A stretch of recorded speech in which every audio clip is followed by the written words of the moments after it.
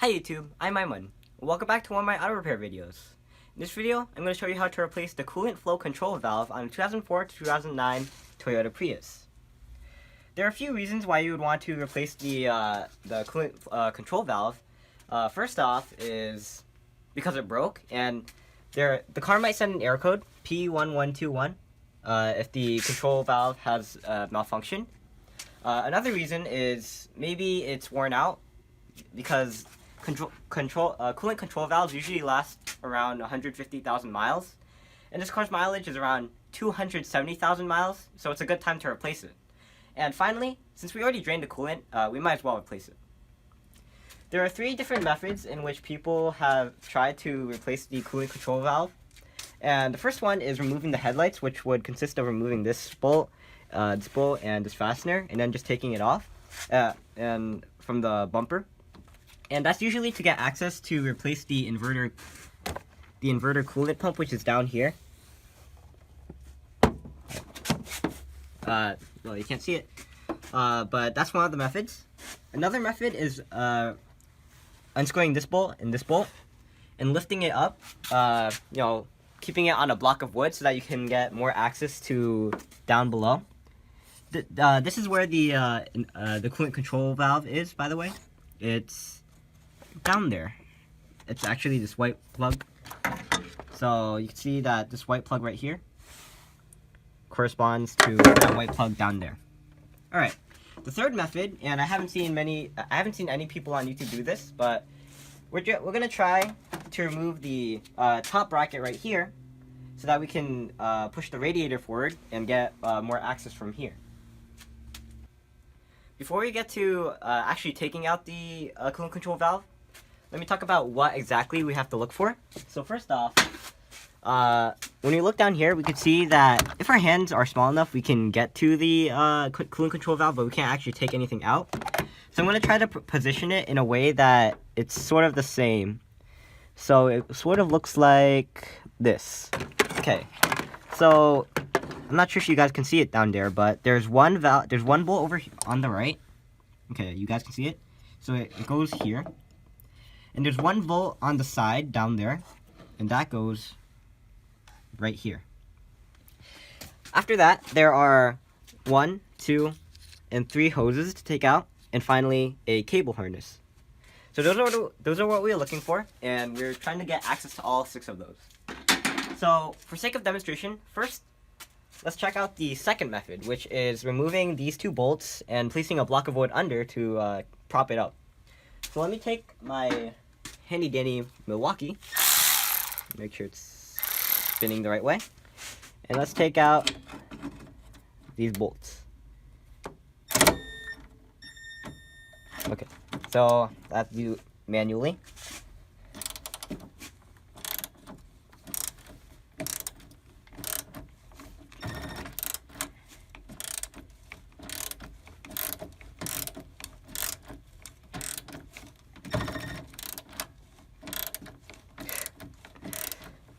Okay, they put it in really tightly, huh?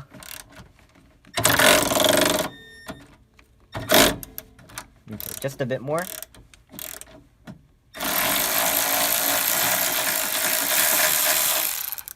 That is what the bolts look like. Set that aside for now, probably in a bucket. And this one as well. Okay. This one's less tight, apparently. Probably from when we tried to replace the radiator. Set that aside, and let's see if we can prop it up. Put this down here. Take a piece of wood, and I don't want to.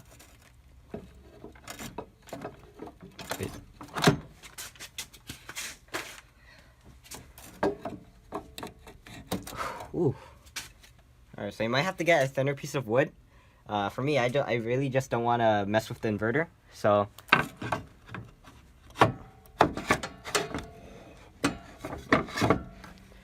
for now, I think we're good. So now we have a bit more access to be able to reach anything down there. Alright, so if you can also get another piece of wood under this, maybe 1/2 inch. But we're not going to do that since I already said we're doing the third method. After that, you should be able to push this hose back so you could get more access. Also, one more thing to note, don't pry this up too far because there's another bolt in the back and you don't want to break that either. That's important. You don't want to break that either. It's important. It's all the way down there. It's right there. Okay. Alright, so the third method is removing the radiator. Pushing the radiator. And the way we do that is first we begin by removing this bracket. So first there's this bolt that we have to remove. And then when you take this off, there's two other bolts, these two, that go on the left and the right. So let me place that down. There's also this bolt to take out. And these two bolts on the sides. And finally we have to take out this mechanism. This on this side, and a third one in the middle. After that, we're gonna slide up this panel to take it out. Alright, so just a quick glance. We removed the bracket, we pushed this bracket back, we took off both bolts, and we unloosened the mechanism. So now we're able to completely lift this up. So this protrusion right here means that we have to angle it just a bit, slightly. Put this back, so we can just put it here for now. And now, you'll notice that we're able to completely pull this back. And now we can get more access to the coolant control valve. And if we need any more access, then we can just unscrew this as well to lift it up.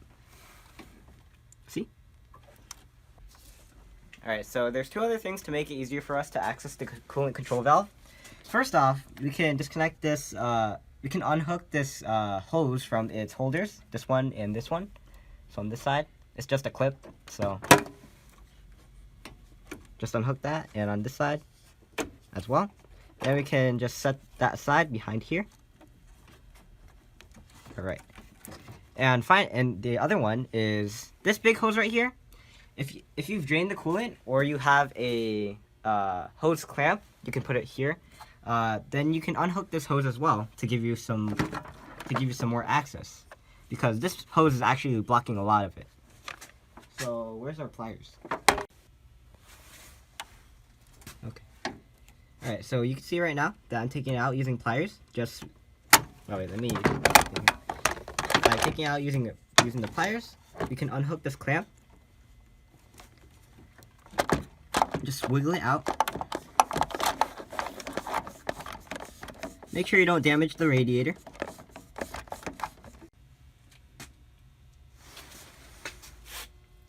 So we finally took out the big hose. We tucked it away all the way there. If you didn't drain the coolant, it's always a good idea to use hose clamps like this. You just open them, put them around the hose, close them. Then we set this aside right behind here. And now we're going to look down here. So this wire right here, you can disconnect this fastener, which used to be here, and just put it right here out of the way. The next step is to remove this cable. It's also kind of out of the way, but just to make sure. The button's right here, so just take it out. That's where the button is. And then we're going to take out this white cable down here. So that's going to be a bit hard, but there's a button on the back. I already somewhat took it out beforehand. The button looks like this, and it goes in like this. And normally, you can see we have like a ton of space. And normally you wouldn't have to do this, but you could just use method 2. But we're just doing this so you can see much more of what we're supposed to do. And also because we have another reason, which is why we want to see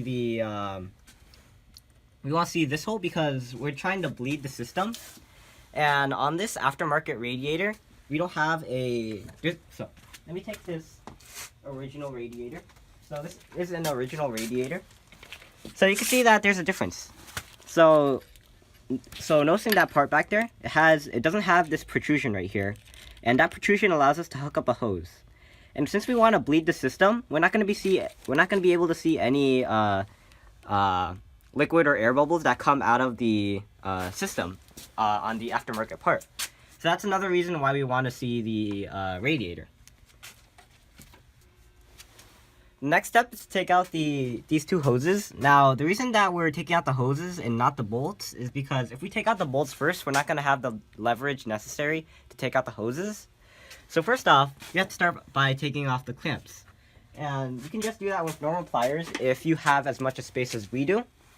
This is not normal pliers. I don't know where my pliers went. Alright, so like normal pliers. These are not normal pliers. Oh my god. Oh, these. So just use normal pliers. However, if you don't have as much space as we do, because you're using method 2, for example. So, for example, you just press down on this and then move it. Oh. So, for example, you would press down on this and wiggle it out. If you don't have as much space as we do, because you used method 2, then, I want to demonstrate it, you can use a flexible hose clamp. And a flexible hose clamp, let me demonstrate it here. This is what it looks like. We already have an example clamp right here. So what you do is you fix the, I guess you would say, hooks around the clamp. And then you would squeeze. So it would look like this. So slowly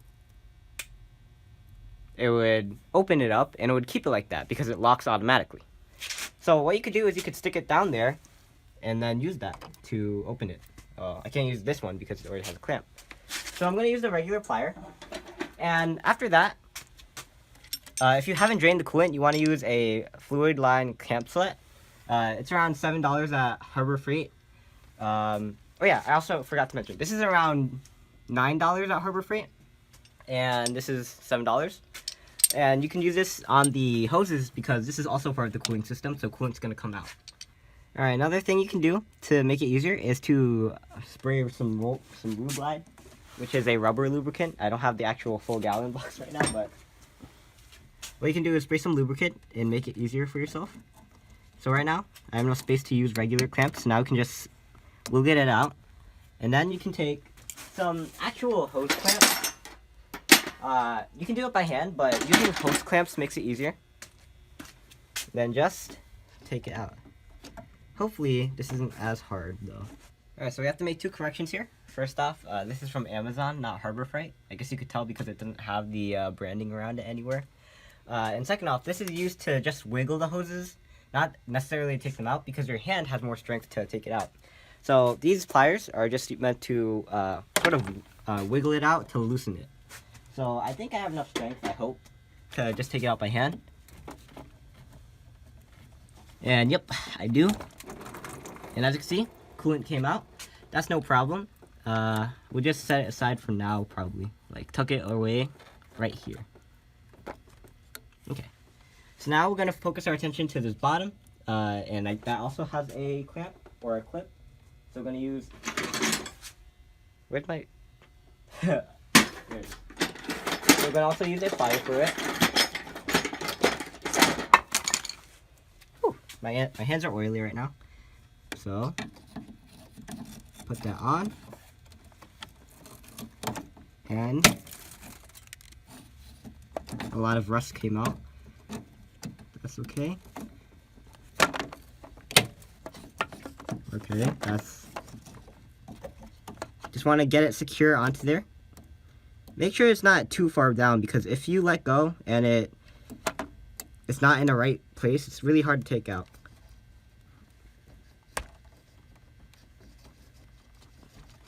Yeah, it doesn't want to go out, so we'll have to employ some other methods. Alright, so what ended up happening was that the clamp moved down to the side, so we had to start using the flexible hose clamp opener to move it. And this is what it looks like when we have it down. So now we're just going to try to wheel it to the side, or we're going to put it back in the correct position. And it looks like we can't put it in the correct position because we don't have enough angle. But after that, I think we're enough out of the way where we can just pull out the hose. Alright, so I'm going to release this. Nope. Nope. I'm oily right now. Okay. It's a bit oily right now, so it's a bit hard to release. Set that aside. And now, we should just be able to use our hands to pull it out. And this is what I'm talking about. You need leverage.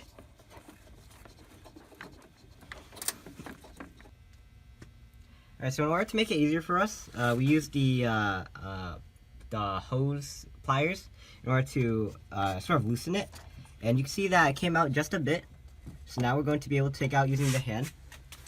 And if you have big hands, you might notice that there's a lot of sharp edges here. And so just make sure that while you're working on this, be careful. Or wear gloves. And you might have noticed that I have a scratch on my left hand. That's not from working on the car. It's from when my cat, Bella, climbed up the tree. And so I climbed up the tree to get her down. And so while I did it, she was meowing. And she kept like clawing at me to get me to let her go. I held on to her so that she wouldn't fall. And then she scratched me. So no worries there. So that's why I'm keeping care to make sure that my left hand doesn't do any like heavy work. So right now, we're just going to take this out. And I don't think there's any coolant coming. Okay, there's coolant coming out of it. So we're also going to tuck this away to the corner. Alright, so since these two hoses are basically identical, we're just going to make sure that we mark the bottom hose with, like, I don't know, stuffing a glove in it. Because in case, just in emergency, we need to make sure that we know where each hose is and which hose is correct. Now, another way to determine it is that I just got to stuff this in here. Put all the glove I can. Okay. What? Okay, let's do that. That's terrible. Okay, there we go. Alright, so we finally got the glove on. In any case, if you want to really know, the bottom hose is coming from the left. You can actually see it better from this angle. But it's coming from the left. And the top hose is coming from the right. So it's this one. And it's going all the way to the back. Alright, so with that done, we should be able to get to the bottom one. And the bottom one's going to be the hardest. And that's why we have the flexible hose clamp. So let's look at our model for now. So it looks like this. So that means that the bottom will be right here. So that means we have to sort of angle the hose clamp under and fix it on. So I'm not sure if we can see it from here. You can also try looking at it from the bottom. Maybe we should actually do that. So if you take a couple of clips out of here and lower the shield, you'll be able to go under. You might be able to remove some bolts, and you'll be able to see the bottom hose.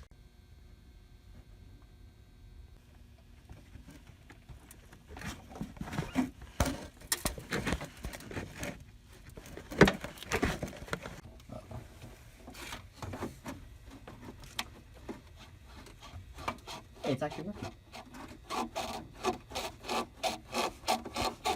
Okay. Now it's loosened. We should be able to take it out. They make it very tricky.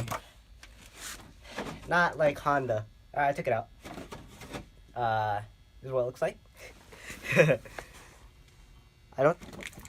So some stuff is gonna come out of it. Thankfully, I redirected it to the pan. We can put the pan right here. And now, I think we should be able to take out the bolts. Let me take these off.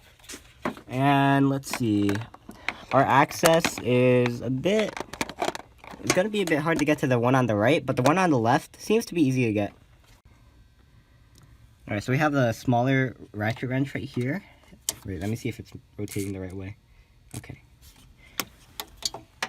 Hopefully this isn't 12. And I think it's a bit stripped, but let me secure it on. I think it's a very small place, so it's a bit hard to... Oh, I got it. Okay.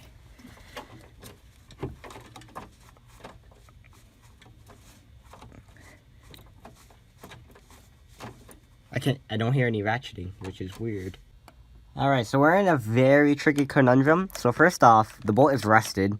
And second off, it's stripped. So that means when we take it out, we have to replace it probably. And we also have this short stump ratchet, I think it's called, to take it out. And it's gonna be a lot of turning. So just bear with me here.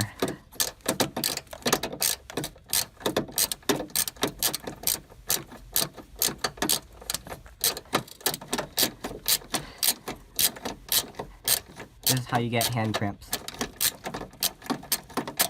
Okay, now I can do it with my hand because I can visibly see that when I turn it back, it's also going with it. So, now I take it out. Okay. By the way, you should have a telescope on hand just in case this falls, but this is what the bolt looks like. Now, we have to take out this nut right here. I think it's a nut, so that's going to be a bit hard, so we might have to use an angle, like a wobbler. So, okay. Alright, so we ended up taking off that nut, but wait, it's focusing. We ended up taking off the screw too. That's gonna be tricky. Might have to chalk it up for a draw right now. We probably have to drill a new hole because if that screw is broken, we're not gonna be able to fix another nut there. So we're gonna have to figure out how to fix that.